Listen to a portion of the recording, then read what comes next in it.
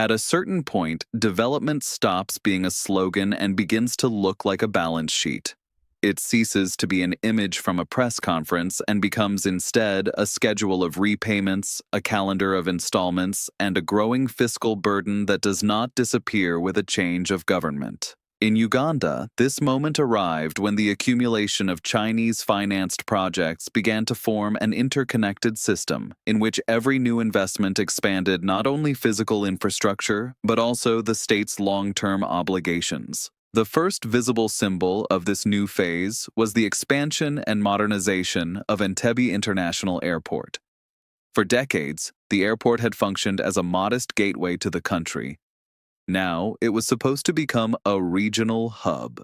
Official narratives spoke of increased capacity, improved security, and alignment with international aviation standards. In practice, however, the project represented a multi-year loan arrangement with China Exim Bank, which financed not only runways and terminal buildings, but also navigation systems, security infrastructure, and technical back-end operations. The contracts associated with the project were never fully disclosed.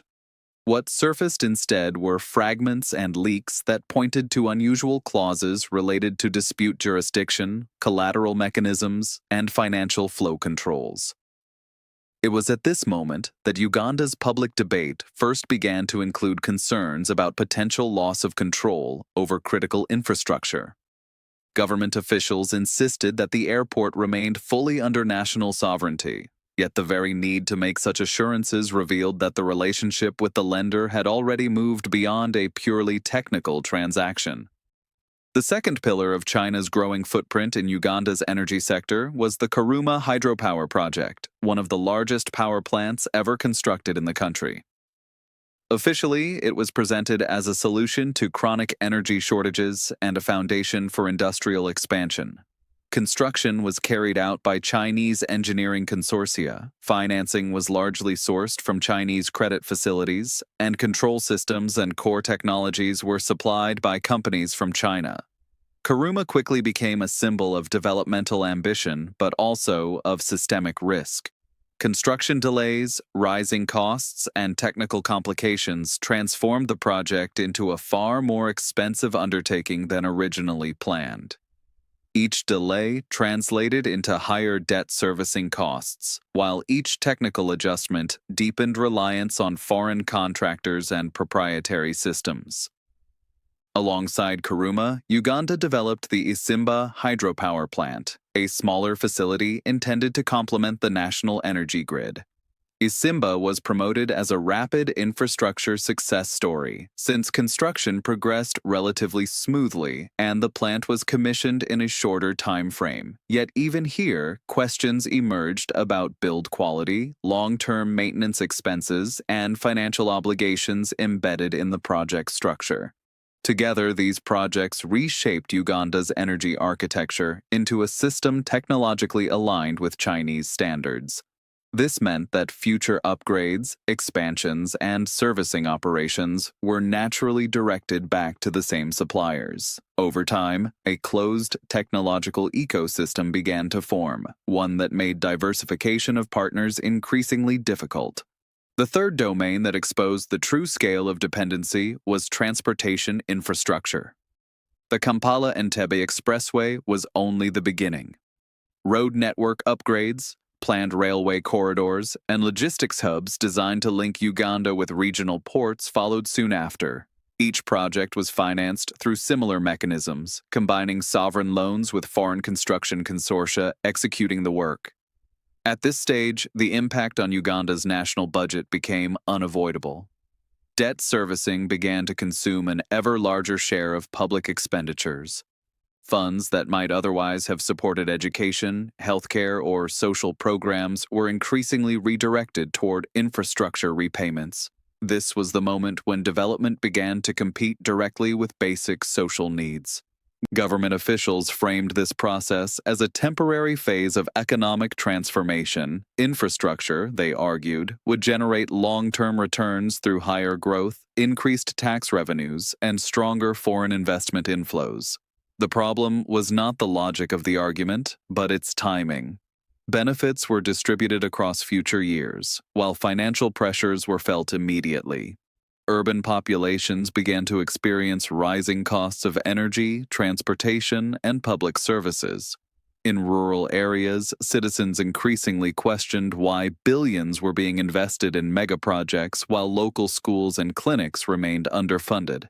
The gap between development narratives and everyday lived experience gradually widened, generating slow but persistent social tension. For China, this phase marked a strategic turning point. Infrastructure began to perform its secondary function, political leverage. Loans were no longer merely financial instruments, but tools of influence. Each renegotiation of repayment terms created opportunities to discuss new projects, preferential contracts, and long-term strategic cooperation. Uganda found itself in a position where its ability to make independent economic decisions was increasingly constrained by existing obligations. Formal sovereignty remained intact, yet the practical room for maneuver continued to shrink. The deeper the integration of financing mechanisms and technological systems became, the more costly any change of direction appeared. When numbers began to dominate over slogans, Uganda's leadership entered a reality that could no longer be masked by additional press conferences. Repayment schedules that once seemed distant suddenly approached with alarming speed.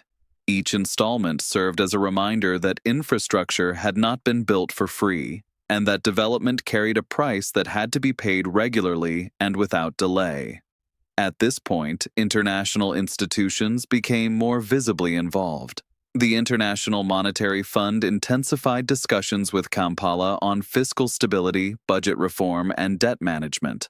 Reports began to reference rising credit risk and the need for tighter public finance discipline. For Ugandan authorities, this created an uncomfortable dual pressure. On one side stood infrastructure creditors demanding repayment compliance. On the other stood global financial institutions monitoring macroeconomic stability. This dual pressure produced a new type of political trap.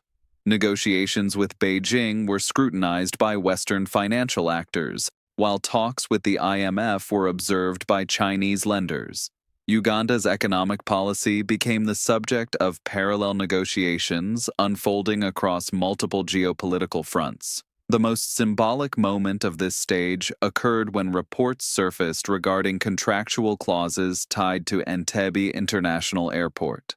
Allegations emerged that certain provisions limited Uganda's control over airport revenue streams and granted lenders strong leverage in financial disputes. Although government officials firmly rejected claims of potential asset seizure, the structure of the agreements themselves revealed how far the balance of negotiating power had shifted. Infrastructure ceased to be merely physical construction and became a strategic asset. Airports, power plants, and transport corridors were now perceived not only as development tools, but as potential instruments of influence. Each facility carried political weight because its operation was essential to national stability. During this period, China adjusted its communication tone. Partnership rhetoric gave way to stronger emphasis on contractual discipline and repayment schedules. Negotiations became more technical, more formal, and less flexible. For Kampala, this shift signaled that the era of easy financing had ended and that the relationship had entered a mature phase in which creditor interests were defended more assertively. At the same time, domestic pressure intensified. Austerity measures required to stabilize public finances began to affect daily life. Reduced public spending, rising living costs, and declining purchasing power hit lower-income populations hardest. Development rhetoric gradually lost its mobilizing power. Protests began appearing more frequently on the streets of Kampala. Initially focused on fuel and food prices, they gradually expanded to broader political demands. Citizens were not protesting China directly. They were protesting the sense that decisions shaping the country's future were being made beyond their influence. Local grievances merged with global economic forces, creating a volatile mix that simple political promises could not easily diffuse. International media increasingly used Uganda as a case study of emerging development models tied to Chinese financing. Reports, academic analyses, and financial briefings compared Kampala's experience with similar patterns across Africa and Asia. Uganda ceased to be an anonymous East African state and became a reference point in policy debates, university classrooms, and investment boardrooms. For Beijing, this represented a strategic test. On one hand, China sought to avoid reputational damage that could undermine its global infrastructure financing model. On the other, it was unwilling to compromise core financial protections.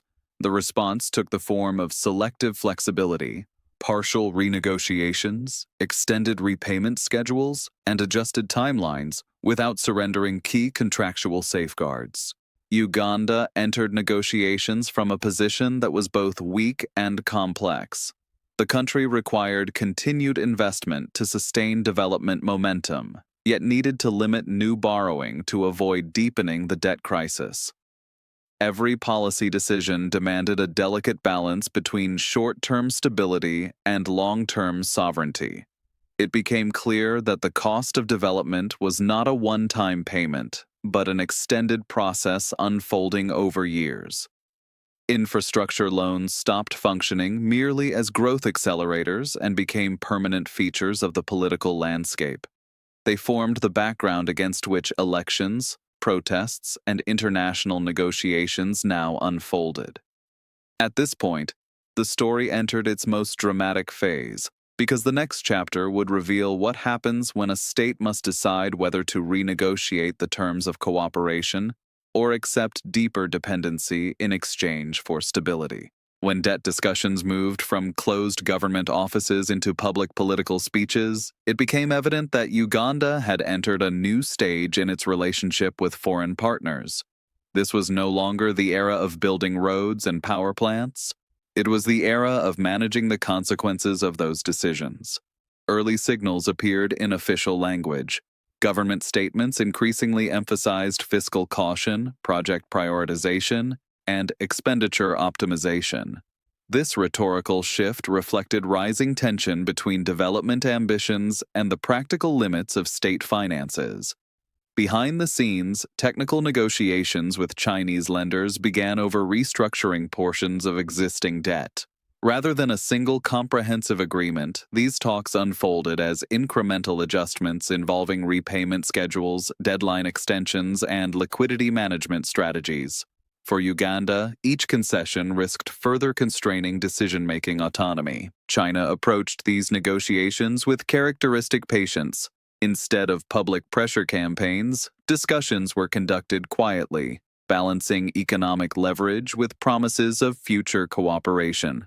In practice, every conversation about debt relief was linked to new project opportunities, contract preferences, and long-term regional presence.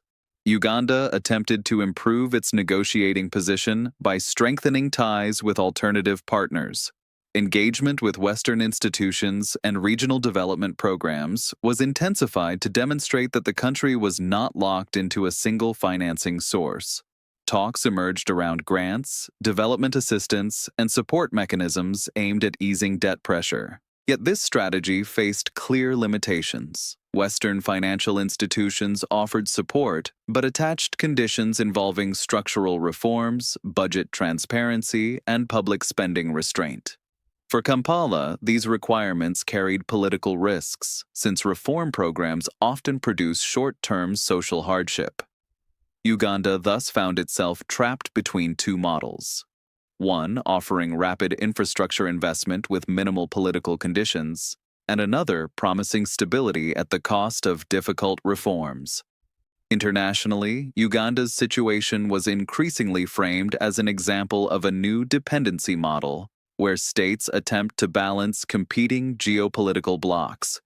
Diplomats began describing East Africa as a contested influence zone in which each major infrastructure deal also represented a strategic alignment choice. Within this context, a new source of tension emerged. Sections of Uganda's political elite began publicly calling for greater transparency in infrastructure agreements. The move was cautious, but highly significant. For the first time, the established model of closed-door project negotiations was openly questioned.